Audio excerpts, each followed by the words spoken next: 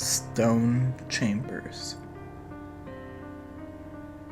Dotting western New England and eastern New York's forests are thousands of enigmatic buildings, referred to as the Stone Chambers.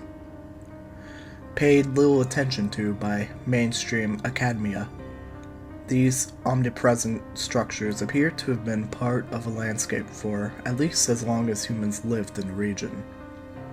Despite hand-wavings by local historians that they are all colonial root cellars, there has never been a shred of evidence to pinpoint who built them, when they were built, or for what reason. No Native American tribes have ever claimed ownership, and no data exists to support any wild speculation alternative historical researchers often make about their origins. No artifacts, no markings, no signs of habitation, nothing but uniform construction and precision gives away their artificial nature. A small body of folklore and anecdotes has sprung up around the structures to fill in the vacuum of verifiable information. In May of 1988, Frank Mullen and his son spent a weekend fishing and camping in Fahnestock State Park, Dutchess County, New York. On the second evening of their trip, the two decided to set up their tent next to a chamber. When Mr. Mullen woke up the next morning, his son Terrence was missing. He spent hours searching himself before he finally contacted local authorities. No sign of the boy was found in the surrounding area, and teams combing the entire length of the park found nothing. The only piece of evidence ever discovered baffled police. Inside the chamber were a set of prints belonging to Mr. Mullen's son. It appeared as though the boy had taken 4 or 5 steps into the chamber sometime during the night, but then stopped. What unsettled investigators was not just that no prints headed out of the chamber were found, but that a set of large, unidentifiable tracks were discovered starting from the back wall and meeting Terrence's. One completely overlaid the boy's last step. The strange footprints were never positively identified, and no proper explanation was ever given for them.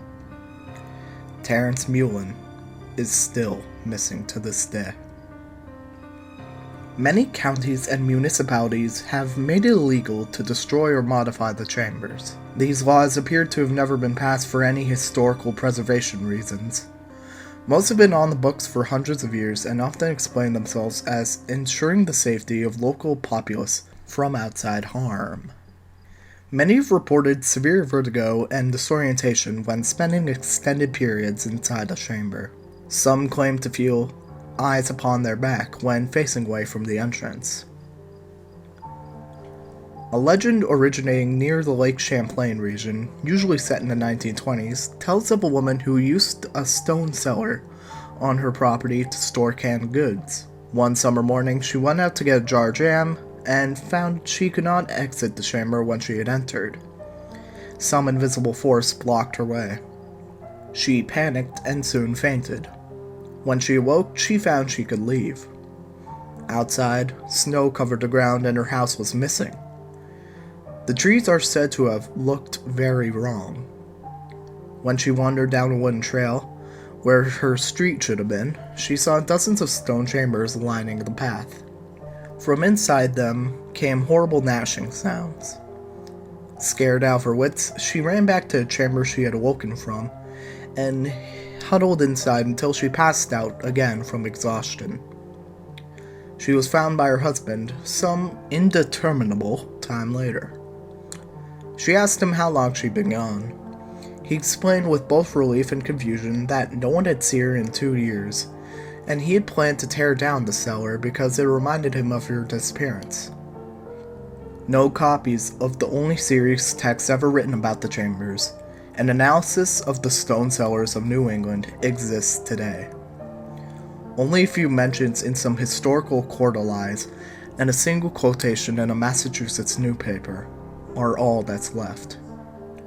Written by an anonymous author in 1919, the book was apparently a dense academic piece describing a number of physical and mathematical properties expressed in the chamber's architecture, which are related to aether physics.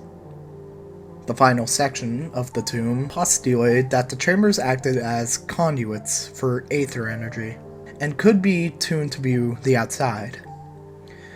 These would appear to be the reasons the book garnered negative attention from the academic world at the time, as Einsteinian physics was coming into vogue.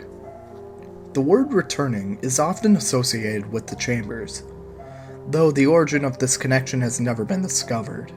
Despite the strange, ominous stories surrounding the stone chambers, those who have lived around them for generations seem, for the most part, ignore them. Which, reminded of the chamber's lore, locals of the region will often dismiss the stories as superstitious nonsense. You will be hard-pressed, though, to find someone willing to spend a night alone in one.